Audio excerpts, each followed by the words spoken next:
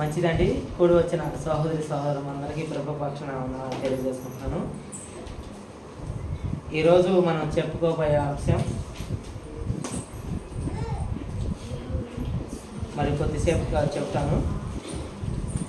దేవుడు కూడా ఎంత జ్ఞానవంతుడు, ఎంత ముందు చూపు గలవాడంటే లోకంలో ఒక మాట వాడతారు, ఎవరినైనా తెలియగలవాడంటే వాడు ముందు చూపు గలవాడబ్బా, వాడిని మనం ఏం చేయలేము, ఎందుకంటే మనం చేయబోయే దాన్ని కూడా వాడు చేసి మనకు చూపిస్తాడబ్బా అని. దేవుడు కూడా అంట కొన్ని సృష్టిని కలిగించేటప్పుడు ఎవరెవరు ఎలా ఉంటారు, ఎవరెవరు ఎట్టగా ఉంటారు అనేది తన మైండ్లో ఉంచుకొని ఈ బైబిల్ గ్రంథాన్ని ఈ సృష్టికి ఇచ్చాడు. యావత్తు సృష్టిని చేసి దేవుడు యావత్తు సృష్టిని ఎన్ని రోజులు చేశాడు? 6 రోజులు చేశాడు. 6 రోజులు చేసి 7వ రోజు విశ్రాంతి దినాన్ని మనకి విశ్రాంతి కలగజేయటానికే వాళ్ళందరూ కూడా సంఘం అనే క్రమం పెట్టాడు. అది ఎప్పుడు వచ్చింది సంఘం అనే క్రమం? ఇశ్రాయేలు అందరినీ ఐగుప్తు నుండి ఆయన వెలుపులకు తెచ్చి మీరందరూ కూడా ఏం చేస్తారంటే, నేను 6 రోజులు శ్రమించి ఈ సృష్టిని అంతా 7వ రోజుని శాంతిపరచుకున్నాను, ఈ శాంతి దినంలో మీరందరూ ప్రవేశించాలని విశ్రాంతి దినం అనే ఇశ్రాయేలు ప్రజలకి శనివారం అనే ఒక నియమం పెట్టాడు. ఆ నియమాన్ని కూడా ఇశ్రాయేలు అందరూ ఎలా ఉంచారంటే ఎవరు కూడా ఉల్లంఘించాలి. ఈరోజు మనందరం కూడా ఒక రోజున మనందరం కూడా రాలేకపోతున్నాం, నాకు బాగోలేదు, అలసటగా ఉంది. ఇశ్రాయేలు అయితే అలా లేరు. అలా ఉంటే ఏం జరిగిందో తెలుసా? సంఖ్యాకాండంలో ఒకళ్ళంటే అత్యాశ గలవాడు, అత్యాశగా తెలియగలవాడు ఏం చేసిందంటే పొలం ఏరుకోవటానికి పోయిందంట. అమ్మో ఇవాళ సెలవు వచ్చింది, రేపు పొద్దున్న నుండి రేపు పనికి పోవాలి అని పొలం ఏరుకోవటానికి పోయిందంట. పొలం ఏరుకోవటానికి పోయినప్పుడు దేవుని కోపం ఎలా వచ్చిందంటే, మోషే తొందరగా వాడిని లాక్కొని వచ్చి సర్వ సమాజం ఎదుట ఉండు, వాళ్ళ ఎదుట ఆళ్ళతో కొట్టు చంపాను మోషే గారు చెప్పింది చేసినది జరిగింది. ఈరోజు మనం ఎందుకు జరగట్లేదంటే ఇదే కాలం కృపాకాలం. మనందరం కూడా కొత్త నిబంధన కింద ఉన్నాం. ఈ కొత్త నిబంధన కింద ఉన్న ధర్మశాస్త్ర ఈ యేసుక్రీస్తు వారు మనకి యజమానుడు ఏం చేస్తాడంటే, వస్తే రాయా నువ్వు నా దగ్గరకు వస్తే చాలా ఆనందం, నేను ఎంత ఆనందిస్తానంటే అది వర్ణించలేని వర్ణాతీతం. ఎలా అని మనం చెప్పుకోవాలనుకుంటే, ఒక తండ్రికి నలుగురు కొడుకులు. 4 కొడుకుల్లో 2 కొడుకులు బాగుండారు, 2 కొడుకులు బాగోలేదు. అంటే లోకంలో 2 ఉండారు, తండ్రి కాడ 2 ఉండారు. 2 కొడుకులు లోకంలోనే తిరుగుతూ ఉన్నారు. లోకంలోనే తిరుగుతున్నప్పుడు తండ్రి వాళ్ళని చూసి ఏం చేస్తున్నాడు? బాధపడుతున్నాడా, చెప్పిస్తున్నాడా?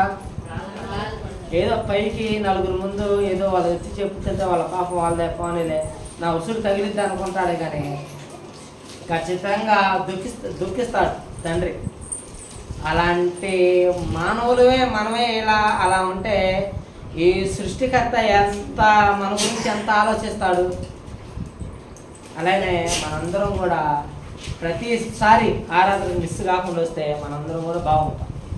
ఈరోజు మనం చెప్పుకోబోయే అంశం దేవుడికి అసహ్యమైనవి 7 ఉన్నాయంట. ఆ 7ని మనం చూసుకుందాం. సామెతల గ్రంథం ఆ 7 ఏంటో చూడండి. సామెతల గ్రంథం 6వ అధ్యాయం 19వ వచనం.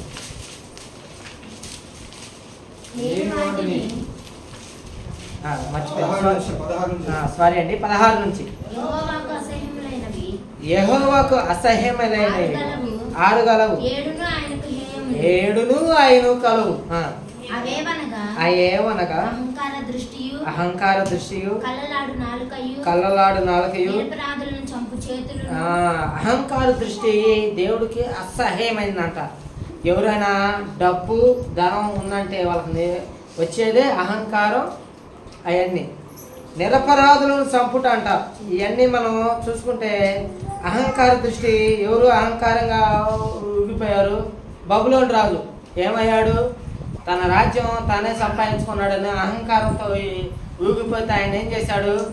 పచ్చిగడ్డి, గుర్రాలు అయితే ఏమైతే అంటే పచ్చిగడ్డి, ఆ బబులోను రాజు చేత దేవుడు ఏం చేశాడంటే పచ్చిగడ్డి తినిపించాడు.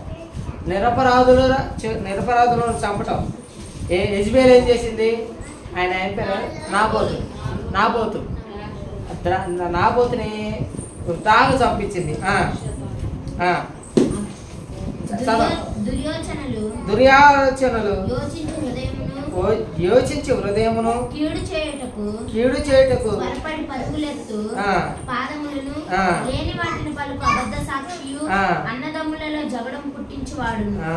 ఇది మన ప్రాముఖ్యం చూసుకున్నాం. 7 కలవు, 7 ఏడోది మనం చూసుకున్నాం. ఒకసారి చదవమ్మా. 19వ వచనం. లేని వాటిని పలుకు అబద్ధ సాక్షియు అన్నదమ్ములలో జగడములు పుట్టించువాడు. ఒక విషయం గుర్తుంచుకోండి, ఒక స్త్రీ గాని చదివేటప్పుడు రెండో స్త్రీ చదవమాకండి. ఎందుకంటే పురుషుడు ఒకసారి చూడండి, ఒక పురుషుడు చదువుతుంటే రెండో పురుషుడు నోరెత్తడు. అది ఒక్కడు గమనించుకోండి.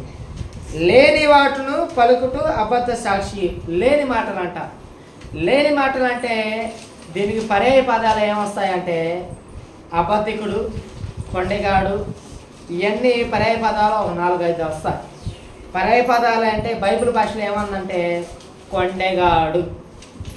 వాడి ఎంత ప్రమాదకరం అంటే ఒక సంఘానికి కానీ ఒక ఏదైనా కానీ చాలా ప్రమాదకరం అని దేవుడు చెబుతున్నాడు. కొండెగాడితో జాగ్రత్తగా ఉండండి, అబద్ధికుడితో జాగ్రత్తగా ఉండండి. వాడు మాట్లాడుతుంటే తెలుసా, తేనెతో అన్నం తిన్నట్టేనంట. తేనెతో అన్నం తిన్నట్టేనంట వాడు మాటలు. ఎందుకంటే వాడు మాటలు అంత హాయిగా ఉంటాయంట. కొండెగాడి మాటలు తేగా. అలాంటి మాటలతో, అలాంటి వాళ్ళతో జాగ్రత్తగా ఉండండి. వాడు ఏం చేస్తాడు తెలుసా, అన్నదమ్ములలో జగడములను పుట్టించును. అన్నదమ్ములలో జగడములను పుట్టించును. హేబెలు కయీనులు ఎవరు పుట్టించారు? కయ్యేను హేబెలు ఎవరు పుట్టించారు? ముందు సాతాను. ఫస్ట్ దంపతుల కాడికి ఎవరు వచ్చి ఏమన్నారు? ఏమంది? ఇది నిజమా? నేనున్నది ఇది నిజమా?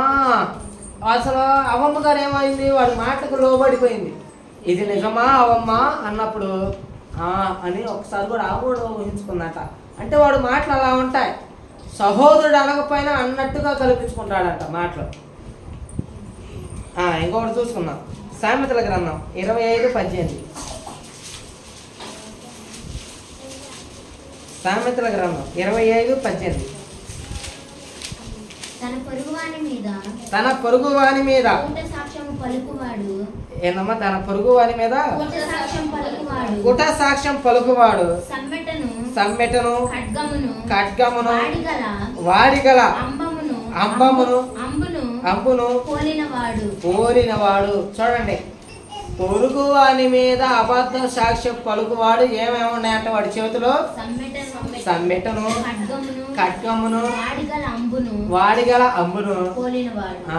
ఓకే, యుద్ధానికైతే ఎవరైతే తీసుకుపోతారో, ఒక యుద్ధ సైనికుడి కాడ ఎవరి కాడైతే ఏం ఆయుధాలు ఉంటాయో ఒక అబద్ధికుడి కాడ అవి ఉంటాయంట. వాడి అవి లేకపోయినా వాడి మాటలు లాంటివి అవి ఉంటాయంట. అది ఒకసారి మనం ఊహించుకోవాలి. ఒకసారి మా పిల్లల్ని జాగ్రత్తగా ఉంచుకోండి. ఇటు చూడండి, అది ఒక యుద్ధానికి పోయేవాడు వాడిగా ఖడ్గముని అంబును ఇవన్నీ పట్టుకొని పోయేవాడు పోలిన వాడంట. ఎవరు? అబద్ధికుడు, కొండెగాడు. ఇజ్రాయేలుకి ఏం చెబుతున్నాడు చూడండి ఒకసారి మోషే గారు. నిర్గమకాండం 23:1.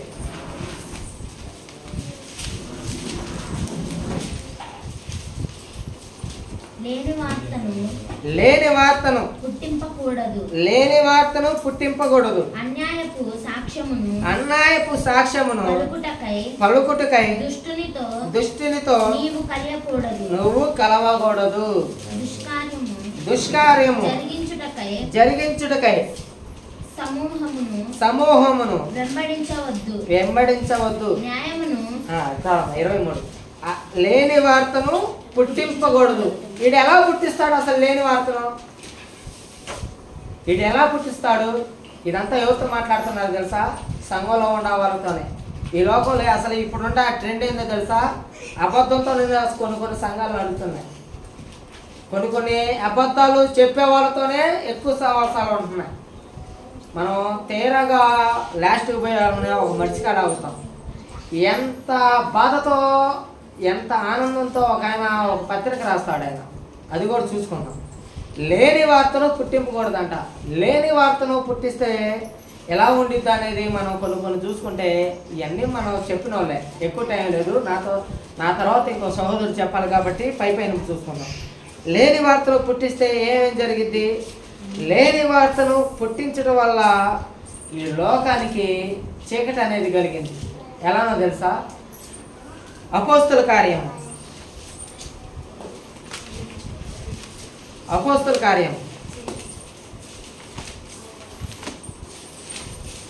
6వ అధ్యాయం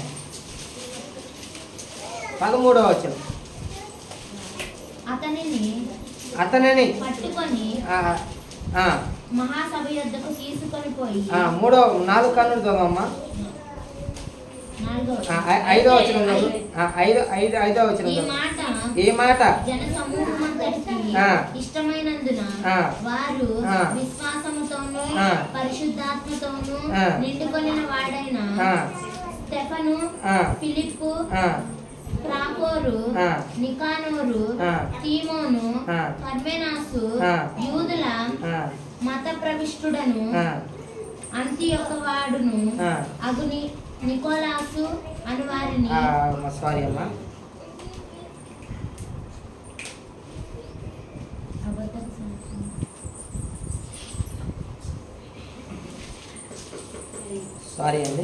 వాక్యం మారింది. అబద్ధ సాక్ష్యం పుట్టించడం వలన ఏం జరిగిందంటే ఈ గ్రంథం అవుతుందా, మహాసభకి ఎవరిని తీసుకొచ్చారు? యేసుక్రీస్తు వారిని తీసుకొచ్చారు. యేసుక్రీస్తు వారిని తీసుకొని వచ్చినప్పుడు ఒక 2-3 సాక్షులు వస్తారంట. ఆ వచనం గుర్తున్నా? 12 13. అతనిని పట్టుకొని మహాసభ యొద్దకు తీసుకొని పోయి అబద్ధ సాక్షులను నిలవబెట్టిరి. వారు ఈ మనిషి ఎప్పుడును ఈ పరిశుద్ధ స్థలముకును ధర్మశాస్త్రమును విరోధముగా మాటలాడుచున్నాడు. ఈ నజరేయుడైన యేసు ఈ చోటుని పాడు చేసి మోషే మనకిచ్చిన ఆచారములను మార్చునని వీడు చెప్పగా మేము వింటిమని. ఇక్కడ ఏం చేస్తున్నారంటే అప్పుడున్న సమాజంలో క్రీస్తు వారిని యూదులు కొట్టుకొని చంపటానికి డేర్ చాల. ఎందుకంటే ఆయన మీద ఏ దోషం లేదు, క్రీస్తు వారిని చంపటానికి ఏ దోషం లేదు. పిలాతు ఎదుగుపోతే ఈయన ఏ పాపం చేశాడని అడుగుతాడు, ఏందయ్య ఏం చేసింది తప్పని. ఉండేది కదా ఒక చట్టం, ఆ చట్టం ప్రకారంగా ఎవరినైనా శిక్షించాలి. ఏం చేస్తున్నాడు? ఇంకొకసారి చదవమ్మా. అతనిని పట్టుకొని మహాసభ యొద్దకు తీసుకొని పోయి 12 చూడమ్మా. 12 ప్రజలను పెద్దలను శాస్త్రులను రేపి అతని మీదకి వచ్చారంట. ఎవరు? ఇశ్రాయేలు సర్వ సమాజం. అతనిని పట్టుకొని మహాసభ యొద్దకు తీసుకొని పోయి అబద్ధపు సాక్షులను నిలవబెట్టారంట. చూడండి, ఎవరిని? యేసుక్రీస్తు వారిని. ఎందుకు? చంపటానికి. ఏం చేశాడు ముందు ఆయన? క్రీస్తు వారు ఏం చేశాడు? మీ ముందు మీ బతుకులు మార్చుకోండి, ముందు మీరు బాగుండండి, మీరు మీ పిల్లలు బాగుండని చెప్పటం ఎవరికి ఏం జరిగింది? ఇశ్రాయేలుకి అసహాయం కలిగింది ఆయన మీద. ఈడేంటి అసలు? యేసుక్రీస్తు వారు వాళ్ళ దృష్టిలో ఎలా ఉన్నాడు? పేదవాడుగా ఉన్నాడు. అప్పుడు ఇశ్రాయేలుకి ఒక ఆచారం ఉండేదండి, శాస్త్రులను పరిచయాలను కదిలేయటానికి వీల్లేదు. ఇప్పుడున్న పాస్టర్లు పెద్ద పాస్టర్లు ఎలానో పెద్ద పాస్టర్లకు పోయి మనలాంటి వాళ్ళు చూడండి ఎలా ఉండిద్దంటే అసహాయకరంగా ఉండిద్ది. అలాంటి స్థితిలో క్రీస్తు వారు ఉన్నప్పుడు చూస్తుంటే ఆయన ఏం చేయాలో అర్థం కాక అబద్ధ సాక్ష్యం పుట్టించి చంపేశారంట. చంపేశారు క్రీస్తు వారిని. ఈ దేని చేత? లేని మాటను పలికించుట చేత. అబద్ధపు సాక్షి. చూడండి, అసలు ఆయన ఎవరు? ఈ సృష్టికి మూలం ఆయన. అసలు మనకు అందరికీ రక్షణ వచ్చిందంటే ఆయన గ్రహించలేకపోయారంటే ఇశ్రాయేలులో. అసలు మనం ఎంత ధన్యులో తెలుసా? నన్ను చూసి నమ్మిన వారి కంటే చూడక నమ్మిన వారు ధన్యులు. లేఖనమే సెలవిస్తుంది. అసలు ఇజ్రాయేలు సొంత రక్షకుని, సొంత అయిన వాళ్ళని గ్రహించలేకపోయారు ఇజ్రాయేల్. అలాంటి ఆయన మీద కూడా ఏం చేశారంటే అబద్ధ సాక్ష్యం పుట్టించారంట. ఇంకొకటి చూడండి, సంఘంతో ఒక ఆయన ఏం చెబుతున్నాడు, 3వ యోహాను పత్రిక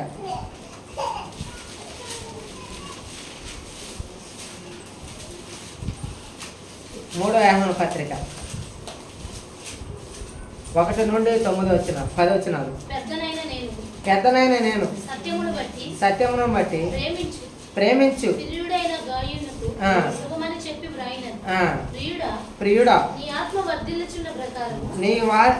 నీ ఆత్మ వర్ధిల్చున్న ప్రకారము నీవు అన్ని విషయములోను వర్ధిల్లుచు సౌఖ్యముగా ఉండవాలనని ప్రార్థించుతున్నాడు. ఇక్కడ సంఘానికి ఒక యోహాను గారు ఏం చేస్తున్నారంటే సంఘానికి మీరు లేఖ రాస్తున్నాడు. లేఖ రాస్తున్నప్పుడు మీరు బాగుండాలని నేను ప్రార్థన చేస్తున్నాను. నీవు సత్యమును అనుసరించి నడుచుకొనుచున్నావు గనుక సహోదరులు వచ్చి నీ సత్య ప్రవర్తన గురించి సాక్ష్యం చెప్పగా విని ఒకడు సువార్థికుడికి ఉండాల్సిన మంచి లక్షణం ఏంటంటే ఎవరైనా విశ్వాసులు ఎదుగుతుంటే ఆనందించాలండి. అదే మంచి లక్షణం. నా పిల్లలే నా కన్నుండి పోయినా కూడా బాగుండాలని ఆనందించటం పోయి ఈరోజు ఏం చేస్తున్నారు తెలుసా, ఈడు పడిపోవాలని ప్రార్థన చేసే వాళ్ళు ఎక్కువ ఉండాలి. 100కి 99 మంది అంతే ఉండాలి, పక్కల కూడా లేరు. ఎవరు స్వార్థికులు అనపడుతున్న వాళ్ళు. నా పిల్లలు సత్యమును అనుసరించి యోహాను గారు చూడండి ఎంత బాగా రాస్తున్నాడు. నా పిల్లలు, తమ్ముడు వాళ్ళు ఎక్కడున్నాయో తమ్ముడు, లోకంలో పడిపోయి ఉంటే నేను బాధపడాలి, కానీ ఎక్కడున్నా దేవుడి కాడే ఉండాలి. దేవుడి కాడ ఉండి వర్ధిల్లుతున్నారు తమ్ముడు, నాకు ఆనందం చాలు. నా పిల్లలు అనేవాళ్ళు తక్కువైపోయారు. నా పిల్లలు సత్యమును అనుసరించి నడుచుకొనుచున్నారని వినుట కంటే ఎక్కువైన సంతోషం లేదంట. ఎక్కువైన సంతోషం లేదంట. ప్రియుడా సహోదరులుగా ఉన్నవారికి నీవు చేసినదెల్లా విశ్వాసికి తగినట్టుగా చేయుచున్నావు. వారు నీ ప్రేమను గురించి సంఘం ఎదుట సాక్ష్యం ఇచ్చిరి. వారు అన్ని జనుల వల్ల ఏమీ తీసుకొనక ఆయన నామము నిమిత్తము బయలుదేరేది గనుక దేవునికి తగినట్టుగా నీవు వారిని సాగనంపిన ఎడల నీకు యుక్తముగా ఉండును. మనము సత్యమునకు సహాయకులు ఉన్నట్టు అట్టి వారికి ఉపకారం చేయ బద్దులమై ఉన్నాము. నేను సంఘమునకు ఒక సంగతి వ్రాసితిని. ఇక్కడికి వచ్చాగాడండి నేను సంఘమునకు ఒక విషయం రాస్తున్నాను. ఇక్కడ చూడండి 1 నుండి 8 వచనాలు కూడా చాలా ఆనందంగా రాస్తున్నాడు. అయితే వారిలో ప్రధానత్వము కోరుచున్న థియోట్రెఫే మమ్మల్ని అంగీకరించట్లేదు. ఇక్కడ చూడండి ఒకడు ఉన్నాడండి సంఘంలో, ఎవరైనా సంఘంలో చిచ్చైనా, సంసారంలోనైనా, సమాజంలోనైనా, ఒక ముఠాలోనైనా ఎవరితో కూడిద్ది, ఒక వ్యక్తితోనే కూడిద్ది. చిన్న రాయిజాలు తేనె తిట్టుకేస్తాయి, బొమ్మలు లభిస్తాయి. ఒకడు చూడండి ఏం చేస్తున్నాడు, ఒక వ్యక్తి ఎంత ఆటంకకరంగా ఉన్నాడు చూడండి. థియోట్రెఫే మమ్మను అంగీకరించటం లేదు. ఎందుకు అంగీకరించట్లేదు? వాడు మమ్మను గూర్చి అది చాలనట్టుగా సహోదరులను తానే చేర్చుకొనక వారిని చేర్చుకున్న మనసు గల వారిని కూడా ఆటంకపరచుచు. చూడండి వచ్చే వాళ్ళని పాస్టర్ గారిని సంఘ విశ్వాసులను ఎవరిని రానట్లేదు. అది కూడా కాక సంఘంలోకి ఎవరైనా విశ్వాసులు వస్తున్నారంటే వాళ్ళనే రానట్లేదు. వాళ్ళు ఎక్కడికైనా పోతుంటే వాడేం చేస్తున్నాడు, పోయే వాళ్ళ కాడికి పిల్లలను వదిలేయండి అమ్మా, పోయే వాళ్ళ కాడికి ఏం చేస్తున్నాడు, వాళ్ళని కూడా చెరుపుతున్నాడంట.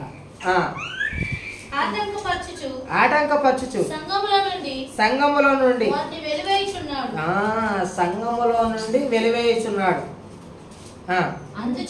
అందుచేత నేను వచ్చినప్పుడు వాడు చేయుచున్న క్రియలు నేను జ్ఞాపకం చేసుకున్నా. ఏందండి ఆ లక్షణం? దేవుడు ఏమంటున్నాడు? మనం అలా ఉండకూడదు, సత్య సంబంధులుగా ఉండాలి. వాడినే కొండేగాడు అన్నాడు. లేని వార్తను పుట్టిస్తున్నాడు అంటే ఎవరి మీద పుట్టిస్తున్నాడు? లేని వార్త ఎవరి మీద పుట్టిస్తున్నాడు? సంఘవార్త. ఏమన్నాడు తెలుసా? సంఘం ఒక కుటుంబం అన్నాడు. సంఘం ఒక కుటుంబం. ఇది నా కుటుంబం. నా కుటుంబం జోలికి ఎవరైనా వస్తే మీరు ఊరుకుంటారేమో, నేనైతే ఊరుకోను. వాడికి పెట్టే స్థితి, వాడికి పెట్టే రాత ఏమన్నాడు? బహు భయంకరమైందంట. సంఘం కుటుంబం జోలికి వస్తే, సంఘం కాదు ముందు కుటుంబం జోలు. పర్యాయ పదాలు ఇవన్నీ. సంఘం కుటుంబం అన్న ఒకటే. కుటుంబం జోలికి వస్తే ముందు నేను ఊరుకోను. ఏం చేస్తున్నానంటే దియోత్రఫే సంఘాన్ని పాడు చేస్తున్నాడు. అలా మనం ఉండకూడదు.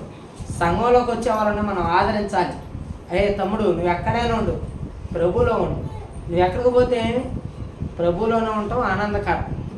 లోకంలో తిరిగితే ఆనందం అండి ఎప్పుడు ఉండదు. లోకంలో తిరిగితే ఆనందం.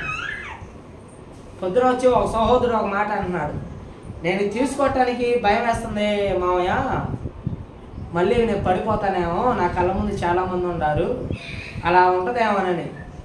వాడు అన్న మాట ప్రకారం నేను అన్నా, ఎవరువైనా నువ్వైనా నేనైనా ఆదివారం ఆరాధన మానేస్తే ఎవరైనా పడిపోవాల్సిందేనప్ప. ఎక్కడున్నా కూడా ప్రతి ఆదివారం ఆరాధనకు పోవాలి, ప్రతి సండే చర్చికి పోవాలి. అప్పుడే మనందరం కూడా బలంగా ఉంటామా అంటే, సరేలేమ్మా మీతో మాట్లాడాలన్నారు. మంచి విషయం. ఎక్కడున్నా కూడా ప్రభువులో ఉండాలని కోరుకోవాలి, కానీ వాడు పడిపోవాలి, వీడు చెడిపోవాలని కోరుకోకూడదు. మనం ముందు ఎవరు పడిపోతారు తెలుసా? ముందు మనం పడిపోతాం, వాళ్ళేమో. కానీ మనందరం కూడా అలా ఉండకూడదు. ఇప్పుడిప్పుడే మన సంఘం అందరం కూడా ఎదుగుతున్నా మనం అందరం కూడా థియేట్రిఫే లాగా ఉండకూడదు. మనం ఎప్పుడు అస్సలు ఉండకూడదు. ఒక మానవుడికనే ఏంటంటే దేవుడికి అసహాయం అంట ఇలాంటి గుణాలు. ఎంత చేసినా కూడా వ్యర్థం. మనం భక్తి కానీ భక్తి జీవితాలు కానీ ఇవన్నీ కూడా మనం తీసి ఉంటేనే ఆత్మీయ జీవితాలు ఎదగటానికి బాగుంటుంది, ఆనందంగా ఉండటానికి బాగుంటుంది. ఇవన్నీ కూడా మనందరం థియేట్రఫీ లాగా ఉండకుండా ఆత్మీయ జీవితాల్లో ఎదుగుతూ అందరం కూడా బాగుండాలని కోరుకుంటూ ఇప్పటిదాకా శ్రద్ధగా ఉన్నందుకు మీ అందరికీ ప్రభుపాఠం అవునవుతుంది.